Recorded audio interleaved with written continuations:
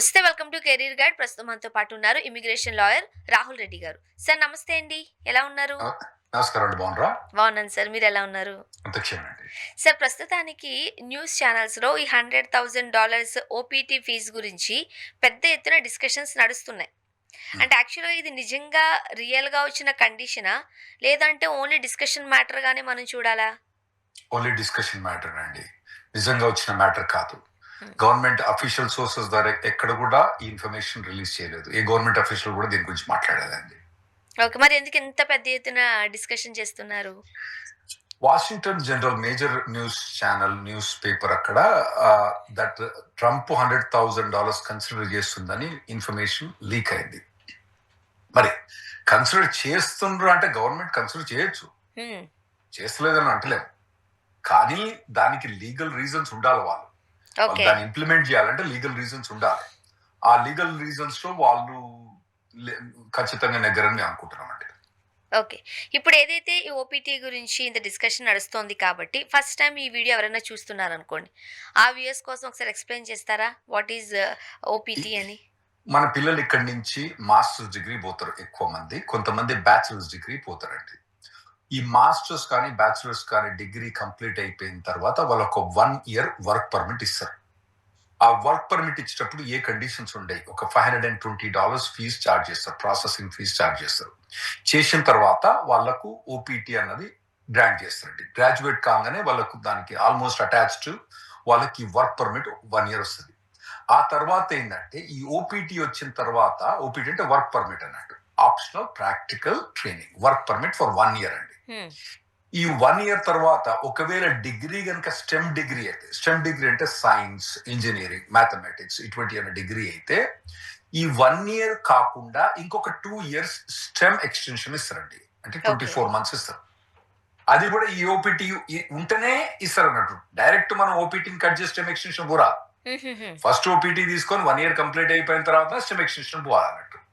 ఆ stem extension అన్నది OPT connection.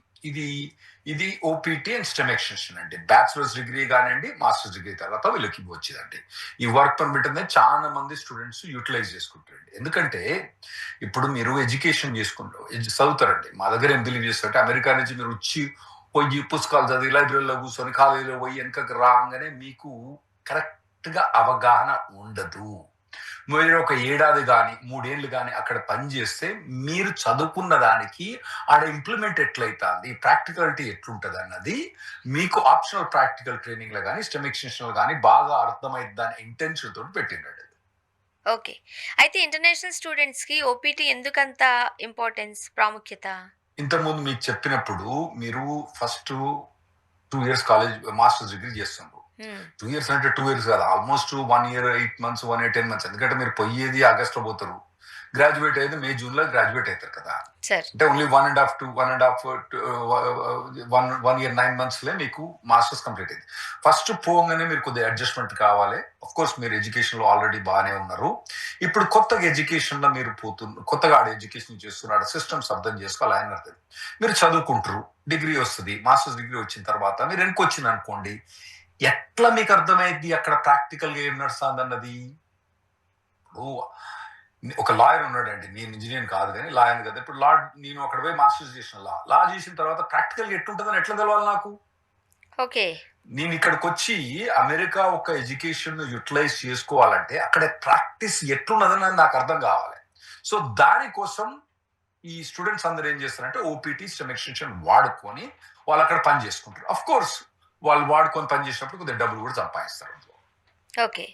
ఇప్పుడు ఈ $100,000 మొత్తాన్ని మనం చూసినట్లయితే ఓపీటీ వర్క్ పర్మిట్ కోసం మాత్రమే దీన్ని యూజ్ చేస్తున్నారనుకోవచ్చా? లేదంటే F1 స్టేటస్ పొడిగింపుకు దీన్ని ఇట్లా చేస్తున్నారనుకోవాలా? తల మీద రాయి బద్దలు కొట్టడానికి మీకు పాలరాయి అయితే ఏంది, తర్వాత గ్రానైట్ అయితే ఏంది, పలుకురాయి అయితే ఏందండి. హ్మ్. సో దాన్ని మీరు ఎట్లా చేసినా ఒకవేళ $100,000 కనుక ఫీజు కానీ ఇంపోజ్ చేస్తే ఎక్స్టెండ్ చేసుకుంటానికి అనుకోవచ్చు, ఓపీటీకి అనుకోవచ్చు, మీరు దేనికైనా అనుకోండి. వాళ్ళ ఉద్దేశం మాత్రం డబ్బులు వసూలు చేసుకుంటానికి. ఓకే. సరే మరి అలా అనుకుంటే ఈ ఫీజ్ ఎవరు పే చేయాల్సొస్తది? స్టూడెంటా? లేదంటే ఉద్యోగ సంస్థ, యూనివర్సిటీసా? ఎవరు చేయాలి? ఇంతకు ముందు ఇంపోజ్ చేసినప్పుడు $100,000 H1B మీద ఇంపోజ్ చేసినప్పుడు మాత్రం అది ఓన్లీ ఎంప్లాయర్ మాత్రమే $100,000 ఫీజు పే అని చెప్పింది. ఒకవేళ ఇది కనుక వాళ్ళు కనుక చేస్తే మాత్రం ఎంప్లాయర్ మీద మాత్రం బర్డన్ బెటర్ అని అనుకుంటాను. ఎవడు చేస్తుండే ఎంప్లాయ్ మీద ఏమైనా చేస్తా ఉండొచ్చు. ఎందుకంటే నాయన నీకు వస్తుంది కదా, మా ఒక ప్రాక్టికల్ ఎక్స్పీరియన్స్ మీకు వస్తుంది కాబట్టి మేము ఒక 100,000 కట్టమని వాళ్ళు ఇంప్లిమెంట్ చేయడానికి ప్రయత్నించవచ్చు అని నేను అనుకుంటున్నా. ఓకే. ఫర్ ఎగ్జాంపుల్ ప్రెసిడెంట్ నేరుగా $100,000 ఫీజును అమలు చేసే రైట్ ఉందంటారా? చేయగలుగుతారా? అబ్సల్యూట్లీ లేదండి. అబ్సల్యూట్లీ లేదు. లేనప్పుడు ఎందుకు ఇప్పుడు ఇంత? ఇగో ట్రంప్ ప్రభుత్వం యాంటీ ఇమిగ్రెంట్ అన్నది మనకు తెలుసు. ఓకే, మా దగ్గర ఒక కాన్స్టిట్యూషన్ ఉంటది, ఒక లా అని ఉంటది, ఒక రెగ్యులేషన్ ఉంటది, ఒక ఆర్డర్స్ అని ఉంటాయి అన్నట్టు. ఆన్ ద టాప్ కాన్స్టిట్యూషన్, ఆ తర్వాత పార్లమెంట్ లా ఉంటది, ఆ తర్వాత రెగ్యులేషన్, అడ్మినిస్ట్రేషన్ పాస్ రెగ్యులేషన్. మా దగ్గర కాన్స్టిట్యూషన్ ప్రకారం ఏంటంటే ఎప్పుడైతే నువ్వు ట్యాక్స్ విధిస్తావో ఆ ట్యాక్స్ అన్నది పార్లమెంట్ నుంచి రావాలి, ప్రెసిడెంట్ నుంచి రావద్దు. ప్రెసిడెంట్ పార్లమెంట్ మెంబర్ కాదు మీ మాదిరి. మీది పార్లమెంటేరియన్ సిస్టమ్, మాది ప్రెసిడెన్షియల్ సిస్టమ్. ప్రెసిడెన్షియల్ సిస్టమ్ లా ప్రెసిడెంట్ పార్లమెంట్ మెంబర్ కాదు. క్యాబినెట్ మెంబర్స్ ఉండవచ్చు ఎవరన్నా, ఏది పార్లమెంట్ మెంబర్స్, కానీ యాక్చువల్ గా మా దగ్గర ట్రెడిషన్ ప్రకారం కూడా ఒక్క క్యాబినెట్ మెంబర్ కూడా అక్కడ పార్లమెంట్ మెంబర్ కాదు. ఒకవేళ అయితే ఏం చేస్తారంటే వాళ్ళు రిజైన్ చేస్తారు. పార్లమెంట్ మెంబర్ రిజైన్ చేసి వాళ్ళు పోతారు అన్నమాట. అంటే మినిస్టర్ కావాలంటే, క్యాబినెట్ మినిస్టర్ కావాలంటే ఎంపీగా రిజైన్ చేసి పోవాలన్నట్టు. మీ దగ్గర ఎట్లా, క్యాబినెట్ అయిన తర్వాత అయినా ఎంపీగానే చేరాలి వాళ్ళు. ఇప్పుడు Manmohan Singh cabinet prime minister అయిన తర్వాత దీన్ని బికమ్ రాజ్యసభ మెంబర్. మాకు అట్లా కాదన్నట్టు మా దగ్గర. సో మా దగ్గర డివిజన్ ఆఫ్ పవర్స్ అన్నది క్లియర్గా ఉంటుందండి. లెజిస్లేటివ్ పవర్స్ అన్నది పార్లమెంట్ కు ఉంటుంది, ఎగ్జిక్యూటివ్ పవర్స్ అన్నది మా దగ్గర ప్రెసిడెంట్ ఉంటుంది, మీ దగ్గర ప్రైమ్ మినిస్టర్ ఉంటుంది. జ్యుడిషియరీ పవర్ మీకు మాకు పెద్ద తేడా ఏమీ లేదు. కాకపోతే మీకు ప్రైమ్ మినిస్టర్ పవర్ కు కొద్దిగా మాకు మీకు చాలా తేడా ఉందండి. సో పార్లమెంట్ మెంబర్ కాదు కాబట్టి ఎప్పుడు కూడా గవర్నమెంట్ కనుక ట్యాక్స్ కనుక కలెక్ట్ చేయదలుచుకుంటే దానికి పార్లమెంట్ నుంచి అప్రూవల్ రావాలి. ట్రంప్ కు ఇప్పుడు అక్కడ సరి అయిన మెజారిటీ లేదు పార్లమెంట్ లో. అతను ఈ బిల్లు పాస్ చేయరాదు, ఇటువంటి ఏవి కాంట్రవర్షియల్ బిల్లు పాస్ చేయడానికి. అతనికి రాజ్యసభలో, అంటే మా దగ్గర అప్పర్ హౌస్ అంటారు, మీ దగ్గర కూడా రాజ్యసభ అంటారు, మా దగ్గర దాన్ని సెనెట్ అంటారు. సెనెట్ లో 60% ఓట్స్ కావాలి. అక్కడ 60 ఓట్స్ కావాలి, 100లో 60 ఓట్స్ కావాలి. మా దగ్గర 100 ఎగ్జాక్ట్లీ సెనెట్స్ ఉంటారు. అందులో వాళ్ళకు 54 మంది ఉన్నారు, ఇంకా 6 లేరు. సో ఇవన్నీ ఏమి పాస్ కాదు. సో పాస్ కాదని ఇంత గట్టిగా చెప్తున్నారు మీరు. ఓకే, ఎట్లా అంటారు? మెయిన్ లీగల్ రీజన్ ఏంటి? ఇప్పుడు కూత గణం ఏదంటారు కదండి, పిట్ట కొంచెం కూత గణం, పుట్ట కొంచెం కూత గణం అన్నట్టు మా దగ్గర ప్రెసిడెంట్ కున్న రైట్స్ కొన్ని అతని గానం, అతను మొరిగేది మాత్రం పెద్ద అని మొరుగుతా అంటాడు. అయితే ఇటువంటి ఇంప్లిమెంటేషన్స్ అన్నది ఇదివరకు ప్రభుత్వం తీసుకురావడానికి ప్రయత్నించింది. మనం ఇదివరకు $100,000 H1B ఫీజు తీసుకొచ్చడానికి ప్రయత్నించింది. అదేమన్నదంటే బయట నుంచి వచ్చడానికి నాకు బార్డర్ మీద అథారిటీ ఉందని అన్నది, తీసి పడేసింది, కొట్టు పడేసింది. అది ఒక్కటి కాకుండా టారిఫ్స్ ఉన్నాయి కదండి. అంటే ఇండియా నుంచి ఏదైనా గూడ్స్ వస్తే మేము 50% టారిఫ్స్ వేస్తా అన్నాడు. మోడీ ఏం చేసిండు, నువ్వు 50% వేస్తావా, నేను 25% వేస్తా అని చెప్పి మోడీ చేసి పడేసిండు. అక్కడ టారిఫ్స్ కలెక్ట్ చేసినాం, కానీ మీ గూడ్స్ మా దగ్గరకు వచ్చినప్పుడు కూడా అక్కడ 50% టారిఫ్స్ కలెక్ట్ అయినాయి. ప్రాబ్లం ఏంటంటే ఇప్పుడు సుప్రీంకోర్టు ఏమన్నది, నువ్వు కలెక్ట్ చేసిన డబ్బు అంతా తప్పు, నీకు రైట్ లేదు, ఆ ట్యాక్స్ అన్నది పార్లమెంట్ నుంచి రావాలి. సో ఇప్పుడు గవర్నమెంట్ ఏం చేస్తుందంటే 14 లక్షల కోట్ల రూపాయలు ఏవైతే ట్యాక్స్ రూపంలో కలెక్ట్ చేసినా వెనకకి ఇచ్చేయాల్సి వస్తుంది ఇప్పుడు. ఓకే, 14 లక్షలు ఆల్రెడీ 10 లక్షల కోట్ల రూపాయలు మీ కరెన్సీలా ఆల్రెడీ ఇచ్చేసింది. ఇంకో 4 కోట్ల రూపాయలు, 4.5 కోట్ల రూపాయలు ఇంకెనకకి ఇచ్చడానికి ఉన్నది అన్నట్టు. సో వీళ్ళు ప్రయత్నిస్తారు, గవర్నమెంట్ ఇటు అటు దేశం ప్రయత్నించడానికి ఎన్నో ప్రయత్నిస్తారు, కానీ కోర్టులు మాత్రం దాన్ని అంగీకరిస్తలేవు. సింపుల్ కోర్టు ఏమంటుందంటే, నువ్వు ఏదైతే చేయదలుచుకున్నావో పార్లమెంట్ చూసుకో. ఓకే. సో స ఇతను ప్రయత్నించొచ్చినంత మాత్రాన ఏముండదు. ఇంకోటి ఏంటంటే ఇప్పుడు ఫైలింగ్ ఫీజు అనేది $520. హ్మ్. దానిలో $50 $60 ఇంక్రీజ్ చేసిండు అనుకోండి, అది ఇంక్రీజ్ చేయొచ్చు. ఎందుకు ఇంక్రీజ్ చేయొచ్చు అంటే ఇన్ఫ్లేషన్ ఉంటుంది, జీతాలు ఉంటాయి, ఈ టెక్నాలజీ ఉంటుంది, ఇవన్నీ ఉంటాయి. ఇవన్నీ ఫ్లక్చువేషన్ లా సాలరీస్ ఎక్కువ ఇవ్వాల్సి వస్తుంది, ఖర్చు ఎక్కువ అవుతా ఉంటుంది గవర్నమెంట్. కాబట్టి అతను 10% 15% ఎక్కువ ఏమన్నా ఆ $520 నుంచి, లేదంటే 100 మాక్సిమం $100, $1,00,000 కాదు, $100,000 కాదు, $100 ఏమైనా ఫైలింగ్ ఫీజు ఇంక్రీజ్ చేసుకుంటే మాత్రం అడ్మినిస్ట్రేషన్ కు అవకాశం ఉంది. $520 నుంచి $620 చేసుకోవటానికి మాత్రం అవకాశం ఉంది.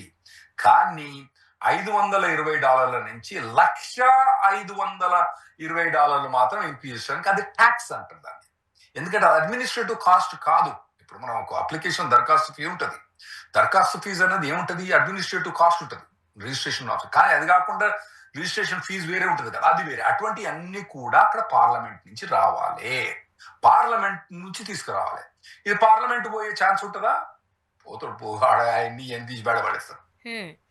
సార్, మరి గతంలో ఈ $100,000 అనేది H1B పైన విధించారు కదా! అమలు చేయాలని కూడా చూసారు. మనం చూసాం, చాలా సార్లు మాట్లాడుకున్నాం. మరి ఈ ఓపీటీకి సంబంధించి ఎందుకు యూజ్ చేయలేరు, పెట్టలేరు? ఇదివరకు తీసుకొచ్చిందే సక్కనాకపోయింది, అది గవర్నమెంట్ ఇంప్లిమెంట్ చేయకపోయింది. ఇంకా మళ్ళీ అదే ఎగ్జాక్ట్ కాపీ ఇంకోటి తీసుకొచ్చింది అనుకోండి, సేమ్ అదే అయింది, కొట్టుకుపోతాం మేము, కొట్టుకుపోయి తీసేస్తాం. ఇంకోటి ఏంటంటే గవర్నమెంట్ కి ఒకసారి పైసలు వచ్చిన తర్వాత వెనక గీయడం ఎంత కష్టం తెలుసా? ఆడ యూఎస్ లో కంపల్సరీ ఇవ్వాల్సి వస్తుంది. ఎందుకంటే ఒక కోర్టు ఆర్డర్ ఇచ్చిన తర్వాత నువ్వు వెనకకి ఇవ్వాలని ఆర్డర్ ఇచ్చిన తర్వాత ఇవ్వకపోతే నేను సింపుల్ గా కంటెంప్ట్ ఆఫ్ కోర్ట్ వేసి, కంటెంప్ట్ ఆఫ్ కోర్ట్ వేసి ఆఫీసులు తీసుకొని జైలు పెట్టేస్తారు అక్కడ. ఇక్కడ ఇండియాలో మాదిరి కంటెంప్ట్ ఆఫ్ కోర్ట్ వేస్తే దాన్ని లాగదీసి సాగదీసి ఏమో చేస్తారు అక్కడ గవర్నమెంట్ ఆఫీసర్లు. అక్కడ ఏముండదు, చక్క తీసుకొని మనం బొక్కలేస్తారు. ఓకే. సార్, ఇప్పుడు ఇమిగ్రేషన్ విషయంలో విస్తృత అధికారాలు ఉన్నాయి నాకు అని ప్రెసిడెంట్ వాదించొచ్చు, అవునా కదా?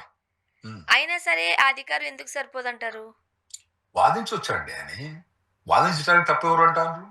ఇప్పుడు మీరు కోర్టులో పోయినప్పుడు మీ ఇష్టమైనట్టు ఆర్గ్యూ చేయొచ్చు, మీరు ఆర్గ్యూ చేయొచ్చు. కానీ కాన్స్టిట్యూషన్ ఒకటి ఉంటుంది, లా అన్నది ఒకటి ఉంటుంది, దాని ప్రకారం పోవాలి. కాన్స్టిట్యూషన్ ప్రకారం వెరీ క్లియర్లీ ఏముందంటే మా దగ్గర ట్యాక్స్ అన్నది ఓన్లీ పార్లమెంటే విధించాలి, మిగతా వాళ్ళు విధించరు. ఇదివరకు ఈ 100,000 ఫీజు ఏమన్నాడంటే ఇది బార్డర్ మీద నా కంట్రోల్ ఉంది, ఎందుకంటే ప్రెసిడెంట్ అన్నది ఆర్మ్డ్ ఫోర్సెస్ కు chief head of the army కదా మా దగ్గర. సో బార్డర్ నుంచి వచ్చే వాళ్ళకి మా కమాండ్ కావాలి కనుక నేను ఈ 100,000 వసూలు చేస్తానా అంటాడు అని ఎక్స్క్యూజ్ పట్టుకొచ్చాడు. అయితే మేమేం ఆర్గ్యూ చేసామంటే నువ్వు బార్డర్ మీద అధికారం ఉంటే రావచ్చు, రావద్దని చెప్పు, కానీ వచ్చేవానికి 100,000 అంటే అది ట్యాక్స్ అయింది కాబట్టి అది నీకు అలౌడ్ కాదని మేము ఆర్గ్యూ చేసాం. కోర్టు మమ్మల్ని అగ్రీ చేసింది, అయిపోయింది. ఇంకోటి టారిఫ్ ఏం చేసిండు, $150 బిలియన్ కలెక్ట్ చేసుకున్నాడు. ఏంది, నాకు ఈ బార్డర్ మీద కంట్రోల్ ఉందని చెప్పి. ఎందుకంటే ఈ టారిఫ్ అన్నది ఏదైనా బయట నుంచి వచ్చే గూడ్స్ కదా, బార్డర్ నుంచి వచ్చే గూడ్స్ మాకు కంట్రోల్ ఉంది అని. ఒకవేళ నీకు ఏదైనా మంచి గూడ్స్, ఏదైనా చెడు పరిస్థితి తీసుకురావద్దని చెప్పు. ఇప్పుడు మ్యాంగోస్ లో పెస్టిసైడ్స్ ఉందనుకోండి, అది తీసుకురావద్దని చెప్పు. తీసుకురావచ్చు, కానీ నువ్వు తీసుకొస్తే ట్యాక్స్ కట్టాలన్నది మాత్రం పార్లమెంట్ దగ్గర నుంచి రావాలి. ఆర్గ్యూ చేస్తాడు అతను, ఆర్గ్యూ చేస్తాడు, కొత్త ఏం కాదు, అతను ఆర్గ్యూ చేస్తాడు, కోర్టులు అమ్మొద్దు. ఓకే, నమ్మే ఛాన్సెస్ ఉన్నాయంటారా? లేదండి, 2016 లో కూడా ఏం చేసిందంటే వీళ్ళు చాలా మిస్టేక్స్ చేసిండ్రు. ఫస్ట్ రాగానే బాగా ఎన్ఫోర్స్మెంట్ పోయి బాగా చేసిండ్రు. అయితే 2016 నుంచి 2020 దాకా బాగా ట్రై చేసిండు. ఒక 1-2 years వాళ్ళకి నడిచిన తర్వాత కోర్టు పోయిన తర్వాత మిగతా అన్ని మాకు ఫేవర్లు వచ్చేసినాయి. అయితే ఈ 2024లో మళ్ళీ ప్రభుత్వం, 2025లో మళ్ళీ ప్రభుత్వం వచ్చినట్టు ఏం చేసిందంటే వాళ్ళు కొద్దిగా మెచ్యూర్ అయ్యారు. ఏదైతే దెబ్బలు తిన్నారో అవి కాకుండా వేరే తిరిగి పట్టుకురావడానికి ట్రై చేసిండు. కానీ ఎటు చేసినా వాళ్ళు ట్రై చేసేది ట్యాక్స్ కలెక్షన్. ఇంకోటి ఏంది, ఏదైతే కాంగ్రెస్ ఏదైతే లా పాస్ చేసిండ్రో దాన్ని ఇంప్లిమెంట్ చేయకుంటుండటానికి, దాన్ని వేరే తీరుగా నాక్ చేయడానికి ట్రై చేసిండు. సక్సెస్ఫుల్ కాలే. మీరు చూడండి, బర్త్ రైట్ సిటిజన్షిప్ అది మన ఇండియన్స్ కు చెప్పాలంటే మన తెలుగు వాళ్ళకు ప్రతి ఏడాది 50,000 మంది మన తెలుగు వాళ్ళు అక్కడ పుడతారండి. వాళ్ళకి వచ్చే రైట్ ను ట్రై చేసిండు. ఏమైంది? సుప్రీంకోర్టు పోయి కొట్టిపడేసిండు. 6-3 ఓట్ తోటి కొట్టిపడేసి సుప్రీంకోర్టు. So okay. ఈ ప్రభుత్వం వాళ్ళ విశ్వ ప్రయత్నం చేస్తూనే ఉంటుంది. మేము కోర్ట్స్ ద్వారా పోయి మా ప్రయత్నం మేము చేస్తూనే ఉంటాం. ఇప్పటిదాకైతే దాదాపుగా అన్ని వాటిల్లో మేము సక్సెస్ఫుల్ అయినాం. ఇంకా వీళ్ళు చేసే కోతి పనులకు మేము సక్సెస్ఫుల్ అవుతామని నేను అనుకుంటాను. సార్ ఇప్పుడు ఏదైతే $100,000 ఫీ ఉందో అది గవర్నమెంట్ ప్రాసెస్ చేస్తున్నా అయితే గవర్నమెంట్ విధించిన ఫీజుగా చూడాలా? లేదు అనంటే స్టూడెంట్స్ ఓపీటీని ఉపయోగించకుండా, యూజ్ చేసుకోకుండా ఒక చట్టవిరుద్ధంగా అడ్డుకునే ఒక ట్యాక్స్‌గా పరిగణించాలా? ఇది ఇది గవర్నమెంట్ ఓపీటీను ధ్వంసం చేయడానికి ప్రయత్నించేది తప్పితే దాని ఫస్ట్ ఆఫ్ ఆల్ ట్యాక్స్ తక్కువ మంది పే చేస్తారండి. హ్మ్. ఇతనికి ట్రంప్కు ఒక అపోహ ఉండే. అతను ఏమనుకుంటా అంటే ఈ ఇమిగ్రెంట్స్ దగ్గర ఫ్రీగా డబ్బులు వసూలు చేద్దాం అనుకున్నాడు. ఆ వసూలు చేసేదో 1000, 2000, 3000 చేసుకుంటే లేదా 5000, 10,000 చేసుకున్నా మంచిగుండు. హ్మ్. వానికి ఒక ఆ ఊహలు ఉంటాడు. ఆ ఊహలు ఉండి ఏంటంటే ఓకే నేను గోల్డ్ కార్డ్ $5 మిలియన్ పెట్టి గోల్డ్ కార్డ్ ఇస్తా అంటాడు. ఎక్కడిదిరా నాయన, నీకు ఫస్ట్ ఆఫ్ ఆల్ నీ గ్రీన్ కార్డ్ ఇచ్చే రైట్ లేదు నీకు. హ్మ్. పార్లమెంట్ ఇవ్వాలి. $5 మిలియన్ ఎవడు కడతాడు? ఫస్ట్ $5 మిలియన్ డొనేషన్ అంటాడు. ఫస్ట్ డొనేషన్ కు డెఫినేషన్ తెలియదండి అతనికి. అది నాకు అర్థం కాదు. హ్మ్. మీరు ఒకటి ఏంటంటే ఎప్పుడు కూడా ఏ పైసలైనా డొనేట్ చేసినప్పుడు మీకు పర్సనల్ గా బెనిఫిట్ ఉండరాదు ఆ డెఫినేషన్ ప్రకారం. సార్. మా లా ప్రకారం ఏంటంటే ఇప్పుడు మేము కొన్ని నాన్ ప్రాఫిట్ ఆర్గనైజేషన్స్ కానీ డబ్బులు ఇచ్చినప్పుడు ఏంటంటే మేము ఏదైనా పైసలు డొనేట్ చేస్తే దానికి మాకు పర్సనల్ బెనిఫిట్ ఉండరాదు ఎట్టి పరిస్థితిలో. ఓహ్! అంటే ఇప్పుడు నేను ఒక డొనేషన్ నేను పోయి కాలేజ్ డొనేషన్ కడతా. కట్టిన తర్వాత ఆ డొనేషన్ తోటి మా పిల్లగానికి అడ్మిషన్ ఇస్తే అది రాంగ్, అక్కడ క్రైమ్ అది. హ్మ్. ఎందుకంటే నువ్వు డొనేషన్ ఇచ్చినావు. డొనేషన్ ఇచ్చిన దానికి నీకెనుకగా నీ పర్సనల్ చుట్టాలకు కానీ నీ ఫ్రెండ్స్ కానీ బెనిఫిట్ ఉండదు అన్నట్టు. ఇంకోటి ఎప్పుడు కూడా నువ్వు చేసిన డిజిగ్నేటెడ్ బెనిఫిషియరీస్ కు వాళ్ళు సహాయం చేయరాదు. ఎందుకంటే నువ్వు ట్యాక్స్ బెనిఫిట్ పొందుతావు కాబట్టి. నువ్వు ఇచ్చుకో, నీ కొడుకు ఎవడొద్దంటాడు. నువ్వు ఇచ్చుకో, మనకు సాయం చేయి. కానీ నువ్వు ఈ డొనేషన్ ఇచ్చినప్పుడు ట్యాక్స్ ఎగ్జంప్షన్ ఇస్తాను కాబట్టి నువ్వు వాటిని నీ పర్సనల్ వాటికి వాడుకోకూడదు. అది ఫండమెంటల్ డెఫినేషన్ ఇన్కమ్ ట్యాక్స్ లో. అతను ఏమంటాడు, 5 మిలియన్ డొనేషన్ ఇచ్చి నా దగ్గర మస్తు మంది ఎవడు అప్లై చేయలే. ఆ తర్వాత దాన్ని 1 మిలియన్ పట్టుకొచ్చి డొనేషన్. ఒక 20 మందో 30 మందో 1 మిలియన్ కట్టలే, 15,000 20,000 ఆ ఫీజు కట్టింది అంతే. ఆ మిగతా కట్టలే. అసలు దాని ప్రొవిజన్ ఏంది, దానికి ఏం లేదు అలా. సో అట్లనే ఈ $100,000 ఫీజు H1 మీద కూడా పట్టుకొచ్చిండు. చాలా మంది కట్టలేదు. అది ట్యాక్స్ అని చెప్పి గవర్నమెంట్ డిటర్మైన్ చేసింది, కొట్టిపడేసింది. కాదు సార్. ఇప్పుడు సాధారణంగా ఇమిగ్రెంట్స్ అంటే ఆయనకి పడదు. ఎవరో ఇతర దేశస్తులు ఆయన దేశానికి రాకూడదు. అందుకోసం 1,00,000 కండిషన్స్ పెట్టొచ్చు. It's okay. మనం కూడా అనుకుందాం. దాని గురించి చాలా సార్లు సమర్థించాం కూడా. ఒక్కటి సమర్థించలేదండి. మీరు సమర్థించవచ్చు, మేము సమర్థించాం. అది ప్రెసిడెంట్ అనుకుంటాడా, పార్లమెంట్ అనుకుంటాడా? గవర్నమెంట్ అనేది 3 డివిజన్స్ మా దగ్గర. ఒకటి prime minister, president, parliament, 3 divisions ఉన్నాయి. President, parliament, judiciary. సరే, జ్యుడిషియరీ అంటే ఓన్లీ వాళ్ళు పాలిటిక్స్ ఇన్వాల్వ్ కారు కాబట్టి నువ్వు ప్రెసిడెంట్ అనుకున్నంత మాత్రాన్ని ఇష్టమైనట్టు చేయరాదు. పార్లమెంటు సహకారం కావాలి. 2 గవర్నమెంట్ కలిసి చేయాలి. చేసి అవి 2 కూడా కాన్స్టిట్యూషన్ లోపల ఉండాలి. సరే, ఇమిగ్రేషన్ లో కాన్స్టిట్యూషన్ చాలా తక్కువ ఇంటర్ఫియర్ అయింది. ఏది స్పెషల్లీ బర్త్ రైట్, సిటిజన్షిప్ అటువంటి వాటిల్లో కాన్స్టిట్యూషన్ ఇంటర్ఫియర్ అయింది, కానీ మిగతా వాటిలో పెద్ద కాన్స్టిట్యూషన్ ఇంటర్ఫియర్ కాదు. కానీ నువ్వు ప్రెసిడెంట్ అనుకున్నాగానే చేయరాదు అన్నట్టు. అట్లా మా దగ్గర చేయరాదు. మీ రూల్స్ వేరే, ఇండియా రూల్స్ వేరే. దాని గురించి నేను మాట్లాడతలేదు. మా దగ్గర ఏంటంటే ఒకవేళ నువ్వు అనుకున్నప్పుడు పార్లమెంట్ తీసుకొని పార్లమెంట్ పాస్ చేయి. ఇప్పుడు మీ దగ్గర ప్రైమ్ మినిస్టర్ ఏమనుకున్నాడు, ఆర్టికల్ 370 తీసేద్దాం అనుకున్నాడు. ఏం చేసిండు? పార్లమెంట్ తీసుకొచ్చి పెట్టిండు. సో 370 ఆర్టికల్ అన్నది తీసేయాలంటే ప్రైమ్ మినిస్టర్ నరేంద్ర మోదీ, అంటే మీకు ఎగ్జాంపుల్ చెప్తాను. ప్రైమ్ మినిస్టర్ నరేంద్ర మోదీ వాళ్ళ క్యాబినెట్ మినిస్టర్ పాస్ చేసింది కాదు. ఆడ పాస్ చేసిన తర్వాత పార్లమెంట్ తీసుకుపోయి పార్లమెంట్ లో పాస్ చేసిండు. అవును. సో ఇప్పుడు ఇతను ఎటువంటి యాక్టివిటీస్ ఏమైనా చేయాలన్నా అతను ఏం చేయాలంటే పార్లమెంట్ తీసుకోపోవాలి. మేము ఆర్గ్యూ చేసేది మీరు ఏంటంటే పార్లమెంట్. ఒకవేళ కనుక పార్లమెంట్ కనుక $100,000 H1B ఫీజు కనుక పెడితే కోర్టుకు అసలు ఏ అధికారం లేదండి. ఒకవేళ కనుక పార్లమెంట్ ఓపీటీ మీద $100,000 ఫీజు కొడితే కోర్టుకి ఎటువంటి అధికారం లేదు. ఎందుకంటే ఇది కాన్స్టిట్యూషన్ కిందకి రాదు. ఓకే. మీరు చెప్పేది ఏంటంటే నువ్వు పెట్టే ట్యాక్స్ అన్నది పార్లమెంట్ నుంచి పట్టుకరా, నువ్వు సొంతంగా విధించొద్దు. మా కాన్స్టిట్యూషన్ ప్రకారం ఏదైనా ట్యాక్స్ విధిస్తే మాత్రం మీరు పార్లమెంట్ నుంచి అప్రూవల్ పట్టుకొని రావాలి. పార్లమెంట్ నుంచి అప్రూవల్ పట్టుకురా పో నీ దగ్గరికి. పార్లమెంట్ నుంచి కొన్ని వచ్చినాయి, బడ్జెట్ పాస్ అయినాయి, ఇవన్నీ పాస్ అయినాయి, అని చేసుకోను, ఎవరొద్దంటారు? ఇప్పుడు సాధారణంగా యుఎస్సిఐఎస్ ఏం చేస్తుంది, ఏదైతే దరఖాస్తు ప్రాసెసింగ్ ఫీజు ఉంటుందో దాన్ని కవర్ చేయడానికి ఈ ఫీజులు పెడుతూ ఉంటారు. మరి ఇక్కడ ఓపీటీ దరఖాస్తులకు సంబంధించి $100,000ని ఎట్లా అగ్రీ చేయగలుగుతారు? ఒకటండి, యుఎస్సిఐఎస్ అనేది మీరు అన్నట్టు దరఖాస్తు కావాల్సిన ఖర్చుకు ఛార్జ్ చేయొచ్చు. దానికి వాళ్ళకి పార్లమెంట్ నుంచి పోతాల్సిన అవసరం లేదు. మీకు సింపుల్ ఎగ్జాంపుల్ చెప్తే H1 మీద ఒక $4,000 ఎక్స్ట్రా ఫీజు ఉంది. ఏది దరఖాస్తుకి అయ్యే ఖర్చు కాకుండా ఎక్స్ట్రా $4,000 ఫీజు ఉంది. అది పార్లమెంట్ లో పాస్ అయ్యి వచ్చింది. మా దగ్గర పార్లమెంట్ కాంగ్రెస్ అంటారు, కాంగ్రెస్ పాస్ చేసి వచ్చింది అన్నట్టు. ఓకే, ఇప్పుడు ఈ $520 నుంచి ఒకవేళ కనుక వాళ్ళు $100 కనుక ఫీజు ఇంక్రీజ్ చేయదలుచుకుంటారు అనుకోండి, $100 కనుక ఇంక్రీజ్, $1,00,000 కాదు నేను చెప్పింది, విన్నారా సరిగా, $100 కనుక ఇంక్రీజ్ చేయదలుచుకుంటే వాళ్ళకు చాలా మటుకు అధికారం ఉంది. దానికి కూడా ఒక పెద్ద ప్రాసెస్ ఉంది. వాళ్ళు పబ్లిష్ చేయాలి, ఎందుకు ఈ $100 ఎక్కువ కలెక్ట్ చేస్తున్నావు, దీనివల్ల నువ్వు చేసేది ఏంటి అంటే వాళ్ళు ఎక్స్ప్లెయిన్ చేయొచ్చు. అరే నాయన, నువ్వు ఎప్పుడో $520 4-5 ఏళ్ళ కింద పెట్టినా ఇప్పుడు ఖర్చు ఎక్కువైతుంది, నాకు అడ్మినిస్ట్రేషన్ ఇది ఎక్కువైతుంది, ఇవన్నీ ఎక్కువైతుంది అని $100 చేసుకోవచ్చు. కానీ $1,00,000 ఏందండి, ఎంతమంది బకాసులు కూర్చుంటారు, అంతమంది బకాసులు కూర్చుంటారా? అది ఏ గవర్నమెంట్ కూడా, ఏ కోర్టు కూడా యాక్సెప్ట్ చేయదు. ఒకవేళ వాళ్ళకు ప్రాసెసింగ్ ఫీజు కనుక $100,000 ఇంక్రీజ్ చేస్తానంటే అదేమన్నా చిన్న మొత్తమా అండి?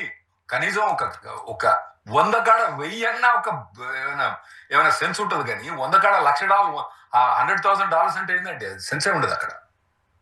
సరే, ఇప్పుడు కాంగ్రెస్ పర్మిషన్ లేకుండా ఇలాంటి కొత్త రెగ్యులేషన్స్ తీసుకొచ్చి గవర్నమెంట్ అమలు చేయగలిగే అవకాశం ఉంటుందంటారా? చేస్తారు, ట్రై చేస్తారు, కోర్ట్స్ ఉన్నాయి కదా, అందుకోసమే వాళ్ళు చేస్తారు. వాళ్ళు చేసేది వాళ్ళు, కానీ ఇది చెయ్యరు అనుకుంటాను. ఎందుకంటే ఎన్ని దెబ్బలు తింటారండి మాతోటి. పొద్దుగాల దెబ్బ, మధ్యాహ్నం దెబ్బ, సాయంత్రం దెబ్బ, కాలు కిందకి వస్తే దెబ్బ, చేయి కిందకి వస్తే దెబ్బ, ఎన్ని దెబ్బలు తింటారు.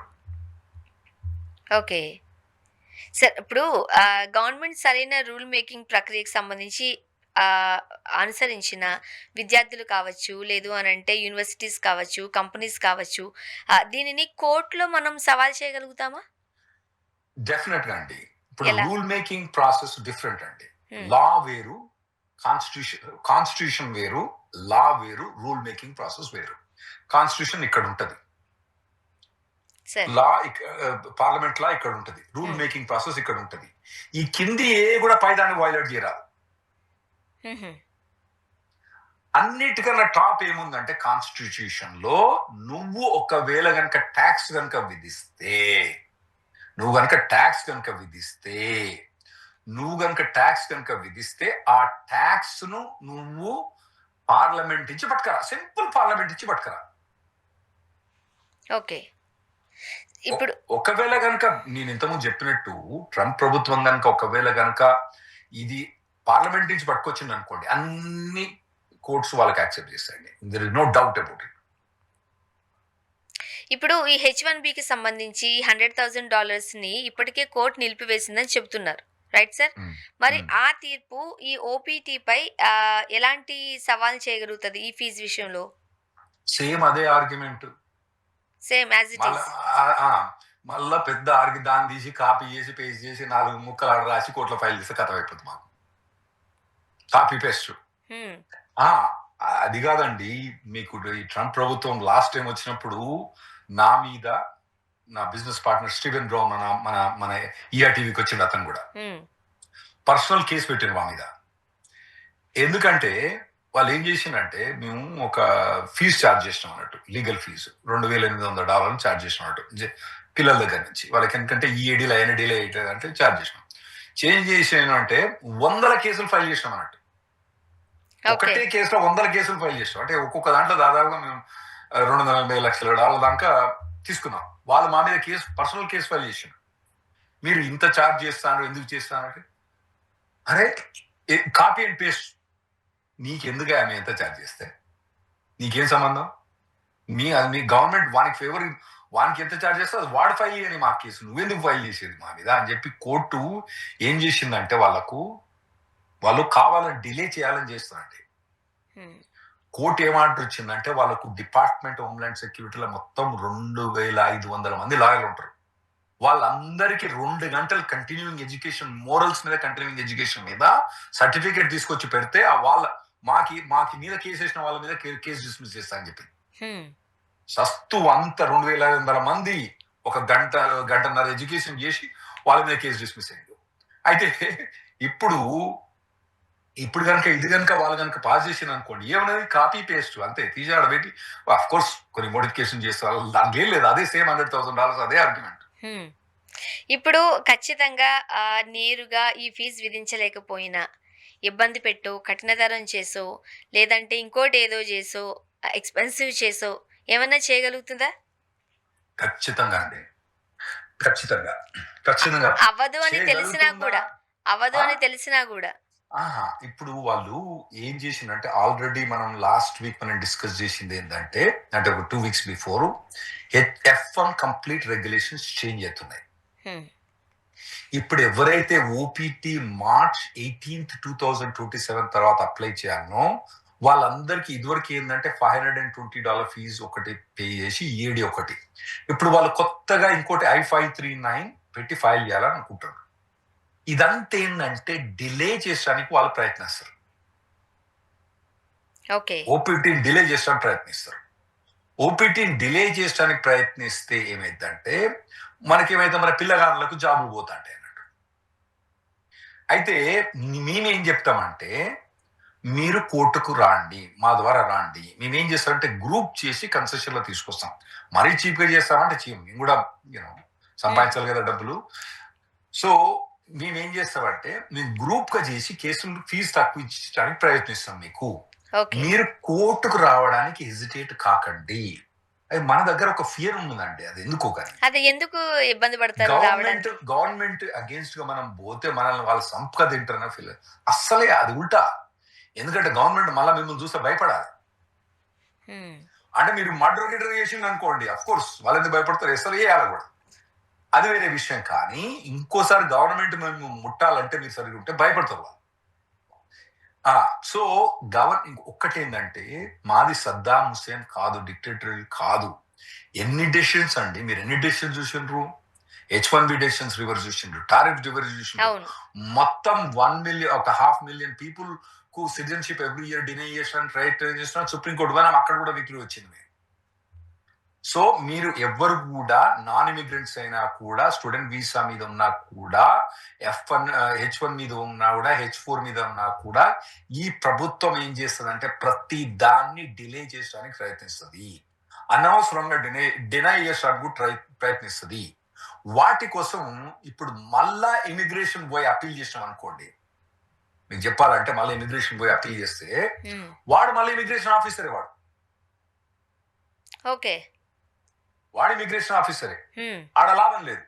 ఒకవేళ కనుక వాడు మళ్ళీ అప్రూవ్ చేసిన అనుకోండి, పాపం వాన్ జాబ్ పోద్ది,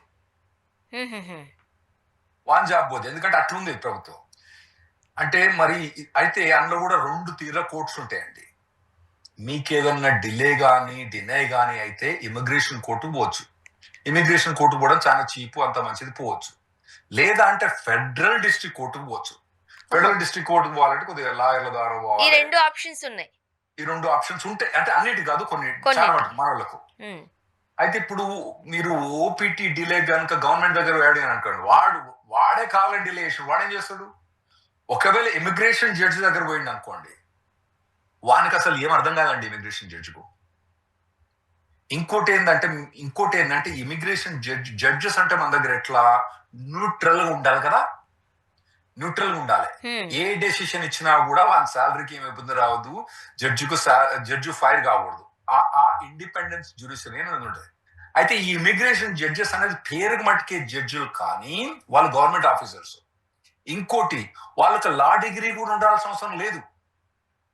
నిజం చెప్పాలంటే ఏమైందంటే ట్రంప్ ప్రభుత్వం వచ్చిన తర్వాత మంచి మంచి జడ్జిలను అందరిని తీసిపడేశారు. ఓకే. తీసిపడేసాను, ఫైర్ చేసి పడేసాను, ఉట్టినే ఫైర్ చేసి పడేసాను. మీరు అంత మంచి జడ్జిలు రా అని తీసిపడేసారు. కొందరు కొద్దిగా మంచి చేసే వాళ్ళు ఫైర్ చేసే ముందు వాళ్ళు రిజైన్ చేస్తే వెళ్ళిపోయారు అన్నట్టు.